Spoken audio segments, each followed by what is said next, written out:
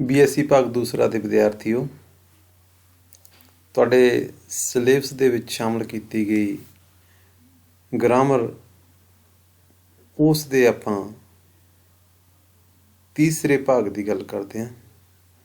ਅੱਜ ਆਪਾਂ ਉਪਵਾਕ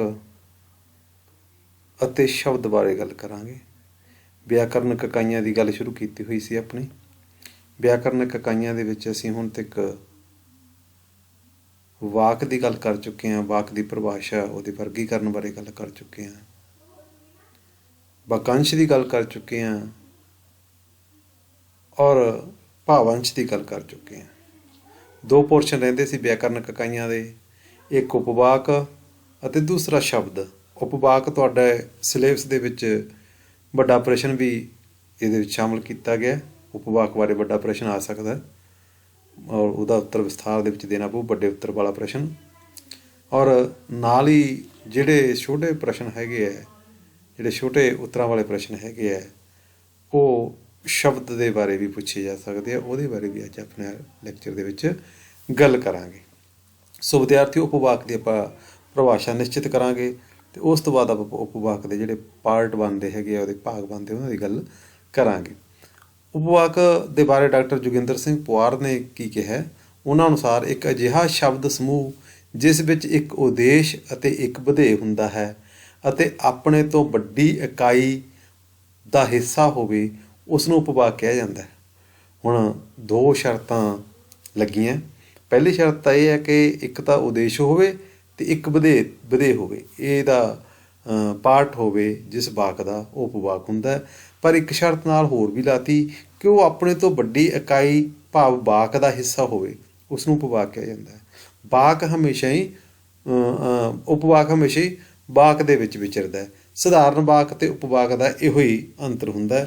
ਸਧਾਰਨ ਵਾਕ ਹੈ ਜਿਹੜਾ ਉਹ ਆਪਣੇ ਆਪ ਦੇ ਵਿੱਚ ਸੁਤੰਤਰ ਹੁੰਦਾ, ਪਰ ਉਪਵਾਕ ਵਾਕ ਦੇ ਵਿੱਚ ਵਿਚਰਦਾ ਇੱਕ ਸੁਤੰਤਰ ਵਾਕ ਦੀ ਤਰ੍ਹਾਂ। ਸੋ ਡਾਕਟਰ ਜੋਗਿੰਦਰ ਸਿੰਘ ਪੁਆਰ ਦੀ ਜਿਹੜੀ ਇਹ ਡੈਫੀਨੇਸ਼ਨ ਦਿੱਤੀ ਗਈ, ਉਹਨੂੰ ਇੱਕ ਵਾਰੀ ਫੇਰ ਪੜ੍ਹਦੇ ਹਾਂ ਅਸੀਂ। ਇੱਕ ਅਜਿਹਾ ਸ਼ਬਦ ਸਮੂਹ ਜਿਸ ਵਿੱਚ ਇੱਕ ਉਦੇਸ਼ ਅਤੇ ਇੱਕ ਵਧੇਅ ਹੁੰਦਾ ਹੈ ਅਤੇ ਆਪਣੇ ਤੋਂ ਵੱਡੀ ਇਕਾਈ ਦਾ ਹਿੱਸਾ ਹੁੰਦਾ ਹੈ ਹੋਵੇ, ਉਸ ਨੂੰ ਉਪਵਾਕ ਕਿਹਾ ਜਾਂਦਾ। ਉਪਵਾਕ ਦਾ ਵਰਗੀਕਰਨ, ਇਹਦੀ ਬਣਤਰ ਕਿਸ ਤਰ੍ਹਾਂ ਦੀ ਹੁੰਦੀ ਹੈ, ਬਣਤਰ ਦੇ ਆਧਾਰ 'ਤੇ ਵਰਗੀਕਰਨ ਕਰਦੇ ਹਾਂ। ਇਹ ਦੋ ਪਾਰਟ ਬਣਦੇ, ਇੱਕ ਸਵਾਧੀਨ, ਇੱਕ ਪਰਾਧੀਨ। ਸਵਾਧੀਨ ਹੁੰਦਾ ਸੁਤੰਤਰ, ਪਰਾਧੀਨ ਹੁੰਦਾ ਅਧੀਨ ਵਾਕ ਜਿਹੜਾ ਹੋਵੇ, ਉਹਨੂੰ ਕਿਹਾ ਜਾਂਦਾ ਹੈ। ਹੁਣ ਆਪਾਂ ਸਵਾਧੀਨ ਦੀ ਡੈਫੀਨੇਸ਼ਨ ਕਰਦੇ ਹਾਂ, ਫਿਰ ਆਪਾਂ ਪਰਾਧੀਨ ਦੀ ਡੈਫੀਨੇਸ਼ਨ ਕਰਾਂਗੇ, ਫਿਰ ਇਸ ਤੋਂ ਬਾਅਦ ਗੱਲ ਤੁਹਾਡੀ ਸਾਫ਼ ਹੋ ਜਾਊਗੀ ਉਪਵਾਕ ਬਾਰੇ। ਸਵਾਧੀਨ ਉਪਵਾਕ ਵਿਦਿਆਰਥੀਓ ਕਿਹੜਾ ਹੁੰਦਾ? ਭਾਸ਼ਾ ਵਿਗਿਆਨੀ ਕੁੱਕ ਅਨੁਸਾਰ, ਇਹ ਪੱਛਮੀ ਭਾਸ਼ਾ ਵਿਗਿਆਨੀ ਹੋਇਆ, ਉਹਦੇ ਅਨੁਸਾਰ ਕੀ ਕਹਿੰਦਾ ਉਹ? ਸਵਾਧੀਨ ਉਪਵਾਕ ਉਸ ਉਪਵਾਕ ਨੂੰ ਕਹਿੰਦੇ ਹਨ ਜਿਹੜਾ ਸਧਾਰਨ ਵਾਕ ਦੇ ਤੌਰ 'ਤੇ ਵਿਚਰ ਸਕਣ ਦੀ ਸਮਰੱਥਾ ਰੱਖਦਾ ਹੋਵੇ। ਭਾਵ ਸਵਾਧੀਨ ਉਪਵਾਕ ਦੀ ਵਿਆਕਰਨਿਕ ਬਣਤਰ ਇੱਕ ਸਧਾਰਨ ਵਾਕ ਵਰਗੀ ਹੁੰਦੀ ਹੈ। ਇੱਥੇ ਇਹਨੂੰ ਸਪਸ਼ਟ ਰੂਪ ਦੇ ਵਿੱਚ ਸਮਝੋ। ਜਿਹੜਾ ਸਾਡਾ ਭਾਸ਼ਾ ਵਿਗਿਆਨੀ ਹੈ ਕੁੱਕ, ਉਹ ਕਹਿੰਦਾ ਕਿ ਜਿਹੜਾ ਸਵਾਧੀਨ ਉਪਵਾਕ ਹੁੰਦਾ ਨਾ, ਸੁਤੰਤਰ ਉਪਵਾਕ ਹੁੰਦਾ, ਉਹ ਉਸ ਵਿੱਚ ਉਸ ਉਪਵਾਕ ਨੂੰ ਕਹਿੰਦੇ ਆ ਜਿਹਦੇ ਵਿੱਚ ਸਧਾਰਨ ਵਾਕ ਦੇ ਤੌਰ 'ਤੇ ਵਿਚਰ ਸਕਣ ਦੀ ਸਮਰੱਥਾ ਹੋਵੇ। ਉਹ ਸਧਾਰਨ ਵਾਕ ਦੀ ਤਰ੍ਹਾਂ ਕੰਮ ਕਰਦਾ। ਸਾਰੀਆਂ ਚੀਜ਼ਾਂ ਉਹਦੇ ਸੁਤੰਤਰ ਹੁੰਦੀਆਂ। ਉਹਦੇ 'ਚ ਇੱਕ ਕਹਿ ਸਕਦੇ ਹੋ ਤੁਸੀਂ ਵਧੇਅ ਹੁੰਦਾ, ਇੱਕ ਉਹਦੇ 'ਚ ਉਦੇਸ਼ ਹੁੰਦਾ ਔਰ ਇਹ ਸਧਾਰਨ ਵਾਕ ਦੀਆਂ ਜਿਹੜੀਆਂ ਸ਼ਰਤਾਂ ਹੁੰਦੀਆਂ ਉਹ ਉਹਦੀ ਪੂਰੀਆਂ ਕਰਦਾ। ਇੱਕ ਸਧਾਰਨ ਵਾਕ ਵਾਲੇ ਜਿਹੜੇ ਸਾਰੇ ਗੁਣ ਹੁੰਦੇ ਆ, ਵਿਆਕਰਨਕ ਗੁਣ ਹੁੰਦੇ ਆ, ਉਹ ਸਵਾਧੀਨ ਉਪਵਾਕ ਦੇ ਵਿੱਚ ਮੌਜੂਦ ਹੁੰਦੇ ਆ। ਹੁਣ ਇੱਕ ਉਦਾਹਰਨ ਦਿੰਦੇ ਆਪਾਂ। ਅਨੂਪ ਸੁੱਤਾ ਹੈ ਅਤੇ ਸੰਦੀਪ ਰੋਟੀ ਖਾਂਦਾ। ਹੁਣ ਵਿਦਿਆਰਥੀ ਇਹਨਾਂ ਦੋਨਾਂ ਵਾਕਾਂ ਨੂੰ ਤੋੜ ਦਿਓ, ਸਧਾਰਨ ਵਾਕ ਬਣ ਜਾਣਗੇ। ਅਨੂਪ ਸੁੱਤਾ ਹੈ, ਬਿਲਕੁਲ ਸੁਤੰਤਰ ਹੈ। ਸੰਦੀਪ ਰੋਟੀ ਖਾਂਦਾ ਹੈ, ਬਿਲਕੁਲ ਸੁਤੰਤਰ ਹੈ। ਇਹਨੂੰ ਕਾਹਦੇ ਨਾਲ ਜੋੜਿਆ? ਯੋਜਕ ਨਾਲ। ਯੋਜਕ ਕਿਹੜਾ? ਅਤੇ।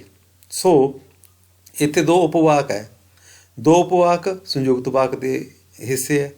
ਹੁਣ ਇੱਕ ਜਿਹੜਾ ਪੂਰਾ ਵਾਕ ਹੈਗਾ, ਉਹਦੇ ਦੋ ਹਿੱਸੇ ਹੈ, ਦੋ ਉਪਵਾਕ ਜੁੜੇ ਹੋਏ ਆ। ਅਨੂਪ ਸੁੱਤਾ ਹੈ, ਇਹ ਸਵਾਧੀਨ ਉਪਵਾਕ ਹੈ, ਸੁਤੰਤਰ ਉਪਵਾਕ ਹੈ। ਅਤੇ ਦੂਸਰਾ ਅਤੇ ਯੋਜਕ ਹੋ ਗਿਆ। ਸੰਦੀਪ ਰੋਟੀ ਖਾਂਦਾ, ਇਹ ਸਵਾਧੀਨ ਉਪਵਾਕ ਹੈ। ਸੋ ਇੱਥੇ ਇੱਕ ਗੱਲ ਕਲੀਅਰ ਹੁੰਦੀ ਹੈ, ਇੱਕ ਗੱਲ ਸਾਫ਼ ਹੁੰਦੀ ਹੈ ਕਿ ਸਵਾਧੀਨ ਉਪਵਾਕ ਜਦੋਂ ਵਾਕ ਦੇ ਵਿੱਚ ਵਿਚਰਦਾ ਤਾਂ ਉਹਦੀ ਆਪਣੀ ਸੁਤੰਤਰ ਹੋਂਦ ਹੁੰਦੀ ਹੈ, ਉਹਦੀ ਆਪਣੀ ਇੱਕ ਸੁਤੰਤਰ ਵਿਚਰਨ ਦਾ ਇੱਕ ਢੰਗ ਹੁੰਦਾ। ਸੁਤੰਤਰ ਰੂਪ ਦੇ ਵਿੱਚ ਵਿਚਰ ਸਕਦਾ ਹੈ। ਪਰਾਧੀਨ ਉਪਵਾਕ ਕੀ ਹੁੰਦਾ? ਹੁਣ ਇੱਥੇ ਹੀ ਗੱਲ ਸਾਫ਼ ਹੋ ਜੂਗੀ। ਭਾਸ਼ਾ ਵਿਗਿਆਨੀ ਕੁੱਕ ਕੀ ਕਹਿੰਦਾ ਹੈ? ਪਰਾਧੀਨ ਉਪਵਾਕ ਸੁਤੰਤਰ ਰੂਪ ਵਿੱਚ ਵਿਚਰ ਸਕਣ ਦੀ ਸਮਰੱਥਾ ਨਹੀਂ ਰੱਖਦਾ, ਨਹੀਂ ਹੁੰਦੀ ਉਹਦੀ ਸੁਤੰਤਰ ਉਪਵਾਕ ਦੇ ਤੌਰ 'ਤੇ ਵਿਚਰਨ ਦੀ। ਪਰਾਧੀਨ ਉਪਵਾਕ ਸੁਤੰਤਰ ਰੂਪ ਵਿੱਚ ਵਿਚਰ ਸਕਣ ਦੀ ਸਮਰੱਥਾ ਨਹੀਂ ਹੁੰਦੀ। ਇਹ ਹਮੇਸ਼ਾ ਸਵਾਧੀਨ ਉਪਵਾਕ ਨਾਲ ਜੁੜ ਕੇ ਹੀ ਸਾਰਥਕਤਾ ਗ੍ਰਹਿਣ ਕਰਦਾ ਹੈ। ਹੁਣ ਇਹਦੀ ਆਪਾਂ ਇੱਕ ਉਦਾਹਰਨ ਲੈਂਦੇ ਹਾਂ ਉਪਵਾਕ ਸਵਾਧੀਨ ਉਪਵਾਕ ਦੀ। ਜਿਸ ਤਰ੍ਹਾਂ ਆਪਾਂ ਪਹਿਲਾਂ ਗੱਲ ਕੀਤਾ ਸੀਗਾ ਕਿ ਜਦੋਂ ਅਸੀਂ ਮਿਸ਼ਰਤ ਵਾਕ ਦੇ ਵਿੱਚ ਇੱਕ ਪਰਾਧੀਨ ਉਪਵਾਕ ਹੁੰਦਾ, ਇੱਕ ਸਵਾਧੀਨ ਉਪਵਾਕ ਹੁੰਦਾ। ਸਵਾਧੀਨ ਉਪਵਾਕ ਹੈ ਜਿਹੜਾ ਪਰਾਧੀਨ ਉਪਵਾਕ ਦੇ ਨਾਲ ਸਵਾਧੀਨ ਉਪਵਾਕ ਦੇ ਵਾਕ ਦੇ ਨਾਲ ਪਰਾਧੀਨ ਉਪਵਾਕ ਮਿਲ ਕੇ ਹੀ ਕੰਮ ਕਰ ਸਕਦਾ ਹੈ। ਜਿਹੜੀਆਂ ਆਪਾਂ ਵਾਕ ਵਾਲਾ ਲੈਕਚਰ ਦਿੱਤਾ ਸੀ ਉਹਦੇ ਵਿੱਚ ਇਹ ਚੀਜ਼ਾਂ ਸਾਰੀਆਂ ਪਈਆਂ ਉਸੇ ਰੂਪ ਦੇ ਵਿੱਚ, ਸੋ ਉੱਥੋਂ ਵੀ ਦੇਖੀਆਂ ਜਾ ਸਕਦੀਆਂ। ਆਪਾਂ ਲੈਕਚਰ ਨੂੰ ਬਹੁਤਾ ਲੰਬਾ ਨਹੀਂ ਕਰਨਾ ਅੱਜ। ਉਪਵਾਕ ਦਾ ਵਰਗੀਕਰਨ ਕਿਸ ਤਰ੍ਹਾਂ ਕੀਤਾ ਜਾ ਸਕਦਾ? ਕਾਰਜ ਦੇ ਆਧਾਰ 'ਤੇ। ਕਾਰਜ ਦੇ ਆਧਾਰ 'ਤੇ ਵਿਦਿਆਰਥੀਓ ਉਪਵਾਕ ਦਾ ਵਰਗੀਕਰਨ 3 ਤਰ੍ਹਾਂ ਨਾਲ ਕੀਤਾ ਜਾ ਸਕਦਾ। ਨਾਮ ਉਪਵਾਕ, ਵਿਸ਼ੇਸ਼ਣ ਉਪਵਾਕ, ਕਿਰਿਆ ਵਿਸ਼ੇਸ਼ਣ ਉਪਵਾਕ। ਲਈ ਕਿੱਦਾਂ ਵਿਚਰਦੇ ਅੱਗੇ? ਨਾਮ ਉਪਵਾਕ ਉਸ ਪਰਾਧੀਨ ਉਪਵਾਕ ਨੂੰ ਕਿਹਾ ਜਾਂਦਾ ਹੈ ਜੋ ਮਿਸ਼ਰਤ ਵਾਕ ਵਿੱਚ ਸਵਾਧੀਨ ਉਪਵਾਕ ਦੇ ਉਦੇਸ਼ ਵਜੋਂ ਕਾਰਜ ਕਰੇ। ਹੁਣ ਇਹਦੇ ਵਿੱਚ ਕੀ ਹੈ? ਨਾਮ ਉਪਵਾਕ ਵਿੱਚ ਪਰਾਧੀਨ ਉਪਵਾਕ ਨਾਮ ਉਪਵਾਕ ਉਸ ਪਰਾਧੀਨ ਉਪਵਾਕ ਨੂੰ ਕਿਹਾ ਜਾਂਦਾ ਹੈ ਜੋ ਮਿਸ਼ਰਤ ਵਾਕ ਵਿੱਚ ਸਵਾਧੀਨ ਉਪਵਾਕ ਦੇ ਉਦੇਸ਼ ਵਜੋਂ ਕਾਰਜ ਕਰੇ। ਇੱਥੇ ਗੱਲ ਸਮਝਣ ਵਾਲੀ ਹੈ। ਆਪਾਂ ਕਿਉਂਕਿ ਜਿਹੜਾ ਹੈਗਾ ਉਪਵਾਕ ਦੇ ਵਰਗੀਕਰਨ ਦੀ ਗੱਲ ਕਰਦੇ ਹਾਂ, ਉਹਦੇ 'ਚ ਸਭ ਤੋਂ ਪਹਿਲਾਂ ਆਪਾਂ ਨਾਮ ਉਪਵਾਕ ਦੀ ਗੱਲ ਕਰ ਰਹੇ ਹੈਗੇ ਹਾਂ। ਪਰਾਧੀਨ ਨਾਮ ਉਪਵਾਕ ਦੀ ਸ਼ੁਰੂਆਤ ਅਧੀਨ ਯੋਜਕ ਨਾਲ ਹੁੰਦੀ ਹੈ। ਉਦੇਸ਼ ਤੋਂ ਇਲਾਵਾ ਨਾਮ ਉਪਵਾਕ ਸਵਾਧੀਨ ਉਪਵਾਕ ਦੀ ਕਿਰਿਆ ਦੇ ਕਰਮ ਜਾਂ ਕਿਰਿਆ ਦੇ ਪੂਰਕ ਵਜੋਂ ਵੀ ਵਿਚਰ ਸਕਦਾ ਹੈ।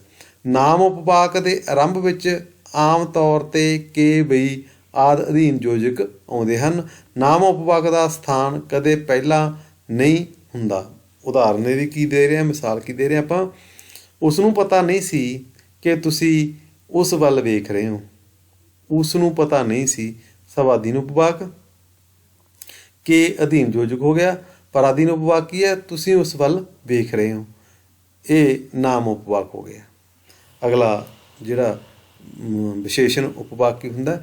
ਵਿਸ਼ੇਸ਼ਣ ਉਪਵਾਕ ਉਸ ਪਰਾਧੀਨ ਉਪਵਾਕ ਨੂੰ ਕਹਿੰਦੇ ਨੇ ਜੋ ਵਾਕ ਵਿੱਚ ਸਵਾਧੀਨ ਉਪਵਾਕ ਦੇ ਵਿਸ਼ੇਸ਼ਣ ਵਜੋਂ ਕਾਰਜ ਕਰੇ। ਵਿਸ਼ੇਸ਼ਣ ਉਪਵਾਕਾਂ ਦੇ ਆਰੰਭ ਵਿੱਚ ਜੋ, ਜਿਹੜਾ, ਜਿਸ ਆਦਿ ਅਧੀਨ ਯੋਜਕ ਆਉਂਦੇ ਹਨ। ਉਦਾਹਰਨ ਕੀ ਹੈ ਇਹਦੀ? ਮਿਸਾਲ ਕੀ ਹੈ?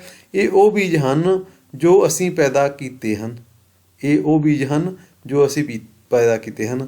ਇਹ ਉਹ ਬੀਜ ਹਨ ਸਵਾਧੀਨ ਉਪਵਾਕ, ਜੋ ਅਧੀਨ ਯੋਜਕ ਅਸੀਂ ਪੈਦਾ ਕੀਤੇ ਹਨ ਪਰਾਧੀਨ ਉਪਵਾਕ। ਵਿਸ਼ੇਸ਼ਣ ਉਪਵਾਕ ਤੀਸਰੀ ਜਿਹੜੀ ਉਦਾਹਰਨ ਦੇਵਾਂਗੇ ਆਪਾਂ ਉਹਦੀ, ਉਹ ਹੈ ਕਿਰਿਆ ਵਿਸ਼ੇਸ਼ਣ ਉਪਵਾਕ। ਜਿਹੜੇ ਪਰਾਧੀਨ ਉਪਵਾਕ ਮਿਸ਼ਰਤ ਵਾਕਾਂ ਵਿੱਚ ਕਿਰਿਆ ਦੇ ਵਿਸ਼ੇਸ਼ਣ ਵਜੋਂ ਕਾਰਜ ਕਰਨ, ਉਹਨਾਂ ਨੂੰ ਕਿਰਿਆ ਵਿਸ਼ੇਸ਼ਣ ਉਪਵਾਕ ਕਿਹਾ ਜਾਂਦਾ ਹੈ।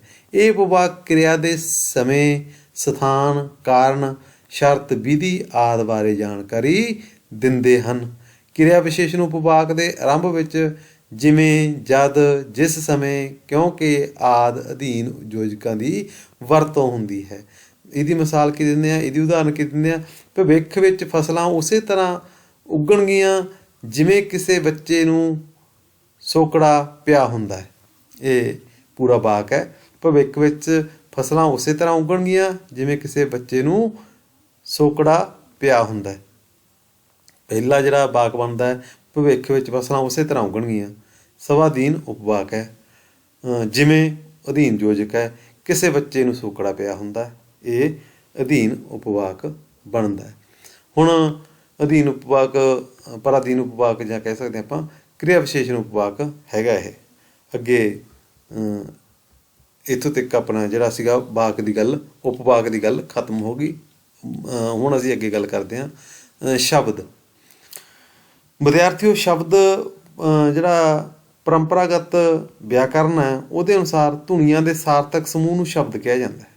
ਆਮ ਤੌਰ 'ਤੇ ਇਸ ਸ਼ਬਦ ਦੀ ਜਦੋਂ ਗੱਲ ਕਰਦੇ ਹਾਂ, ਉੱਪਰ ਆਪਾਂ ਵਾਕ ਦੀ ਉਪਵਾਕ ਦੀ ਗੱਲ ਨਿਬੇੜ ਲਈ ਸੀਗੀ, ਗੱਲ ਕਲੀਅਰ ਹੋ ਗਈ ਸੀਗੀ। ਹੁਣ ਉਸ ਤੋਂ ਅਗਲਾ ਜਿਹੜਾ ਪਾਰਟ ਬਣਦਾ ਤੁਹਾਡਾ ਸ਼ਬਦ ਹੈ, ਸ਼ਬਦ ਬਾਰੇ ਗੱਲ ਕਰ ਰਹੇ ਹਾਂ ਆਪਾਂ।